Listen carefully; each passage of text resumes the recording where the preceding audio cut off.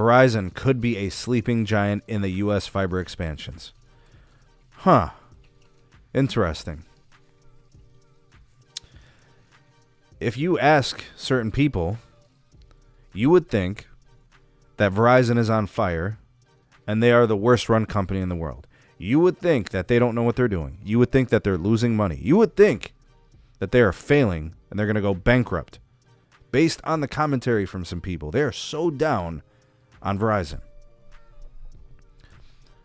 But things are never what they seem, right? Some people are too high and some people are too low, right? They're on the extremes. And like 99% of the time, it's like somewhere in the middle. Fiber is one of those things that will distinguish Verizon from the rest of the market. All right. T-Mobile's never going to have fiber, apparently. AT&T does do fiber, and so does Verizon.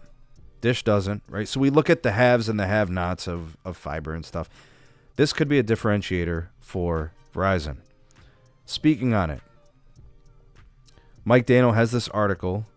Here are some quotes from this article. Verizon will be an important petri dish of what others may and should do. Ooh. What is this in regards to? Fiber build-out.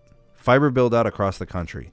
Some analysts see Verizon as a potential dark horse in the space if the company's management decides to refocus Verizon's attention from wireless to the fiber side of things. Folks, fiber feeds the wireless. Mr. Is it Sampath, the new CEO of Verizon's consumer group? Mr. Hans Vestberg. I don't know who the hell the new technology officer is. Whoever you guys are. Please continue to reevaluate the One Fiber program. Continue to invest in this project. Go beyond that 50% of the tower sites with their fiber. I want you to go beyond that. I want you to go deeper within the markets you exist, and I want you to expand to more markets. I don't care if it's an increase of 1 to 2% annually. Do it. It's so critical to the future success of networking. You win with fiber. Otherwise, you're renting your network, and you know how difficult that can be. You become a slave to the pricing of whatever the incumbent ILEC wants to charge. You're going to find it more difficult operations. You're going to limit how much capacity you can put on a tower site. When you own and operate your own fiber, not only do you feed your cells, but you can also feed other people's cells. You can't lose. It's a long-term investment. You know, it's like buying shares of Google. It's like buying shares of Apple. You just hold, right? You build and you just sit and wait.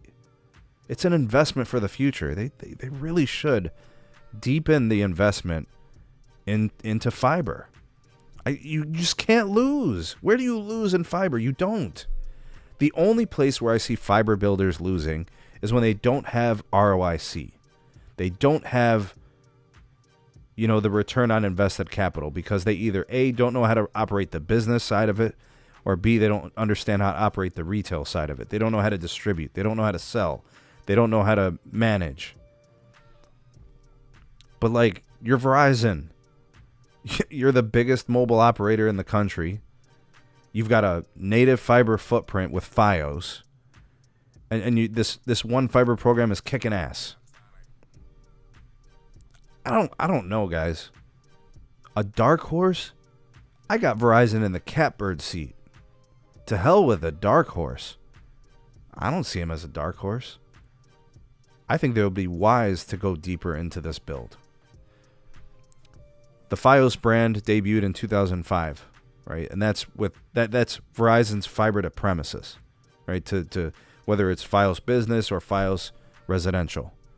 And they do well there. They have very high consumer ratings. They're priced competitive. They gain where they try and build. They should probably continue on that. Estimated cost to build back then, $1,220 per home. Roughly the same cost as today. Wow. So that means they've streamlined costs and build. Verizon originally planned to reach 18 million fiber locations across the service territory, totaling around 33 million. The company mostly paused that effort in 2010 to focus on wireless. Then in 2015, divested around 8 million locations in its wireline footprint to Frontier. Today, Verizon's wired footprint covers 25 million locations. Do they end up getting to 30 million? You guys think so? Verizon ended 2022 with 17.1 million Fios fiber locations, 18 million target by 2025. Doing the math, it would suggest that by 2025, Verizon will have covered 72% of homes with this Fios product, representing a 20% point increase in what originally planned to build as a percentage of its footprint. Verizon plans to build the same number of fiber-fed homes, if not more, in a footprint that is 25% less than it was 8 years ago. Sounds like a concentrated build. Oof. Now, a focus on 5G. I've said this before. You want to win in 5G? Own your and operate your own fiber. Because here's the thing. You could buy all the spectrum in the world. You could have 500 megahertz of midband. You could have 2,000 megahertz of millimeter wave. But if you don't have high-capacity fiber circuits, then what the hell is it for? So actually, in order to do 5G properly, you need high-capacity circuits. And if you own them, you're more likely to get what you're looking for out of that capacity. A 1 gig rented circuit. What is that going to get you? Peak throughput, 700-800 megabits. A 10 gig fiber circuit allows you to unlock the truest capacity of all your midband holdings plus the millimeter wave. It's just math. And to get more and more of your sites on your native fiber with a 10 gig circuit is game changing. Ask T-Mobile. Ask T-Mobile why their frickin' network got really fast the last couple of years. Dedication to increased fiber circuits. They've had 160 megahertz of N41. What they didn't have was 10 gig circuits. And that's what they have now. So if you want to do fixed wireless access right, you want to sell 5G home internet, you're going to need high capacity circuits. You can put the millimeter wave up there. You can do all of your mid-band, your C-band. You can do all of that. So in my estimation, this is just simple math. Good 5G comes from good fiber. So, Hans, if you're out there listening, Sampath, what is it, Milady on the business side, now, you guys got to be talking fiber. You got to be talking one fiber. Give your wireline guys money. Give them money. Once this whole C-band thing is done, 2023, 2024, that's it. Stop playing games. Give the wireline business money. Start spending a lot. Win in fiber. And then you'll win in 5G. Straight up. There are different ways that you can support the SMT. One of them, obviously, is to rate the video. That helps. You interact with the content, comments and likes and shares and those things. But if you want to be more directly supportive of your content creators, the way that you do that is with supports like the Buy Me a Coffee link. You can support us that way. There's also the other, donation type supports. Really what I want to do is grow the communities within Patreon and the YouTube memberships, and more so the Patreon, because I can give you more through Patreon. So if you guys like what the YouTube channel does and you like what it offers, you're looking for a bunch of things like early access videos and additional live streams, you want more of the SMT, that's how you could do it. So I recommend checking us out on Patreon. The link is in the description.